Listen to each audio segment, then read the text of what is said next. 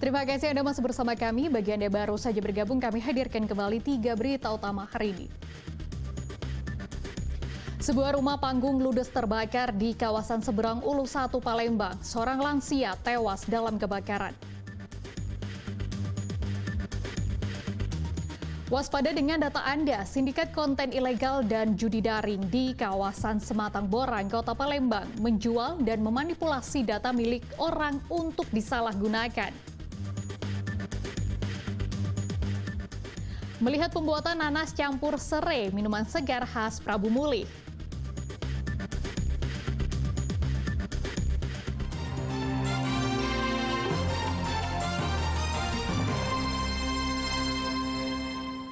Kejaksaan Negeri Ogan Komering Ulu Selatan resmi menetapkan dan menahan 2 orang tersangka kasus korupsi perencanaan pembangunan gedung SMA Negeri 2 Kabupaten Oku Selatan. Kasus korupsi ini merugikan negara hingga ratusan juta rupiah.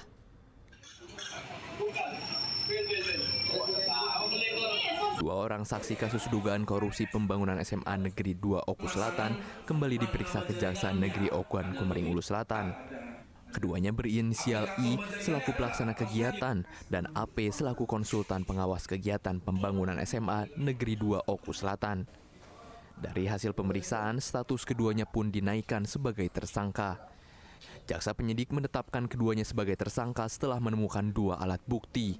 Tersangka menggunakan modus dengan mengurangi volume pembangunan gedung SMA yang tidak sesuai kontrak. Penyidik telah menetapkan 2 orang tersangka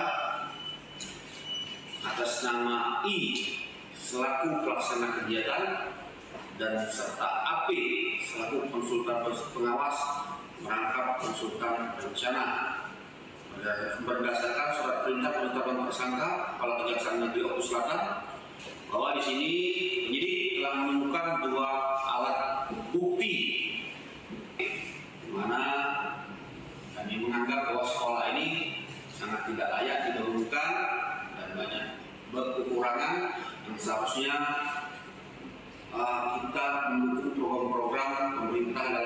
Kasus korupsi ini ditaksir telah merugikan negara hingga ratusan juta rupiah. Atas perbuatannya, kedua tersangka terancam hukuman 20 tahun penjara. Dedi Irwansyah melaporkan dari Kabupaten Ogan Komering Ulu Selatan. Kisru pedagang dengan pengelola Plaza 16 Ilir Palembang terus bergulir hingga ke ranah hukum. Pedagang melaporkan pihak pengelola terkait pengerusakan hingga tidak adanya izin pembangunan gedung. Perseteruan antara pedagang dengan pengelola Plaza 16 Ilir terus berlanjut hingga ke ranah hukum.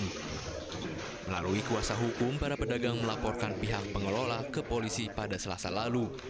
Para pedagang melaporkan pihak pengelola terkait pengerusakan kios dan aktivitas yang mengganggu pedagang hingga pembangunan gedung yang tidak memiliki izin. Pedagang menganggap aktivitas pemagaran seng di gedung Plaza 16 Ilir yang dilakukan pihak pengelola sangat merugikan mereka. Pembangunan mereka itu tidak ada izin, itu yang pertama. Yang kedua, itu mengganggu aktivitas para pedagang dan ada yang dirusak. Jadi kalau waktu hujan, seng pucuk itu sudah dibuka, maka hujan itu langsung turun ke tempat pedagang. Sempat ada pemagaran, Pak? Sempat ada pemagaran itu. Makanya di situ kita masuk ke dalam undang-undang bangunan gedung. Harapannya? Ya kami minta pihak perusahaan untuk membuka seng itu. Karena para pedagang kan nak jualan. Dengan kondisi seperti itu, jadi para pedagang tidak bisa jualan. Sebelumnya, pada 24 April 2024 lalu, DPRD Kota Palembang telah meminta petugas Satpol PP untuk membongkar paksa pagar seng yang menutupi gedung Plaza 16 Ilir dan mempersilahkan pedagang berjualan kembali karena pihak pengelola tidak memiliki izin pembangunan.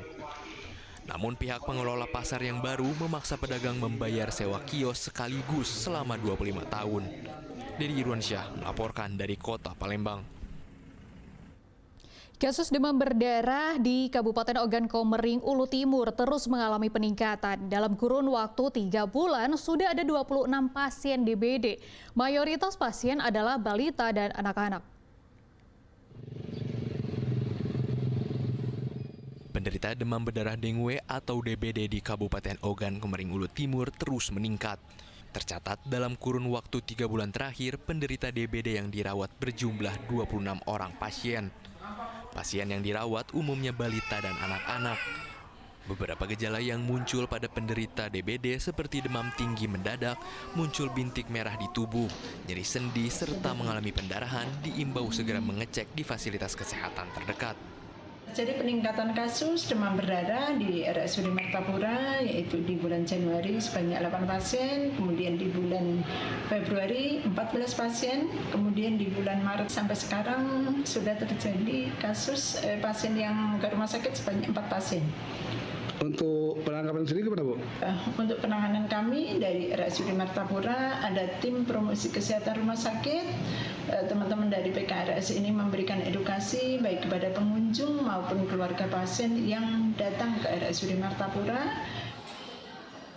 Dalam mencegah penyakit DBD khususnya di lingkungan keluarga, upaya pemberantasan sarang nyamuk harus dilakukan dengan cara gerakan 3M, yaitu menguras, menutup, dan mengubur benda-benda berpotensi berkembangnya nyamuk. Dedi Irwansyah melaporkan dari Kabupaten Ogan Komering Ulu Timur. Prabu Muli tidak hanya terkenal dengan minyak bumi, tetapi juga buah nanasnya. Di Desa Sinar Rembang, buah nanas disulap menjadi minuman bernama nacare, alias nana campur serai. Selain menyegarkan, nanas campur serai dipercaya juga dapat menurunkan kolesterol.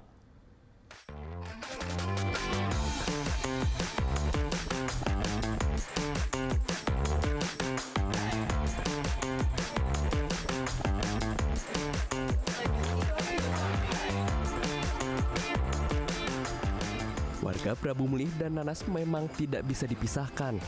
Warga kerap memanfaatkan buah nanas menjadi produk yang bernilai ekonomis. Di sebuah pedesaan di Kecamatan Rambak Kapak, Kabupaten Prabu Mulih, buah nanas disulap menjadi minuman yang segar dan menyehatkan. Warga Desa Sinar Rembang menamai minuman ini dengan sebutan nacare, alias nanas campur sereh. Ide membuat minuman nacare berawal dari hasil panen buah nanas yang sangat melimpah.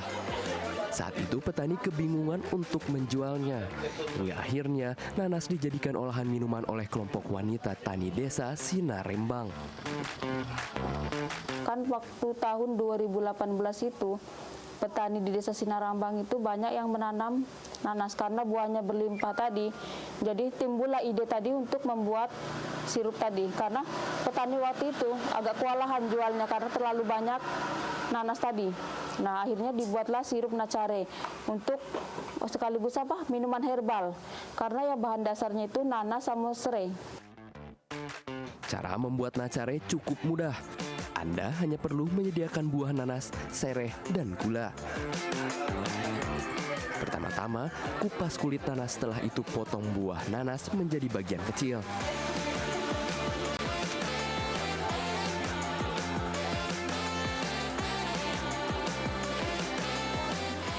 Setelah dipotong, nanas kemudian diblender atau diparut hingga halus.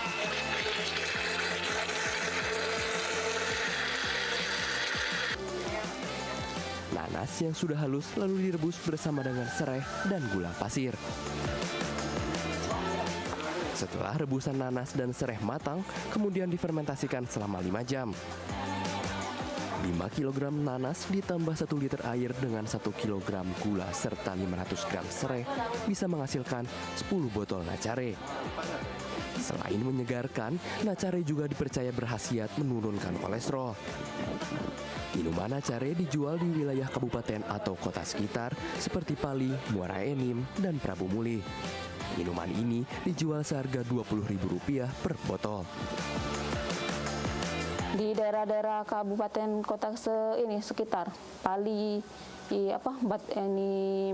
Muara Enim, terus bahkan kalau ada misalnya warga yang merantau ke sini, terus untuk oleh-oleh ke luar ini provinsi, banyak juga kami siap buatkan. Tahannya kalau di suhu luar ruangan 2-3 hari, kalau di ini pendingin itu sampai sekitar 2 minggu, kalau di freezer itu bisa sampai 6 bulan lebih.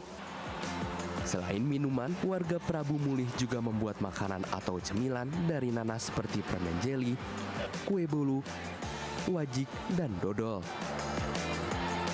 Muhammad Hadafi, Kausar Putra, melaporkan dari kota Prabu Mulih.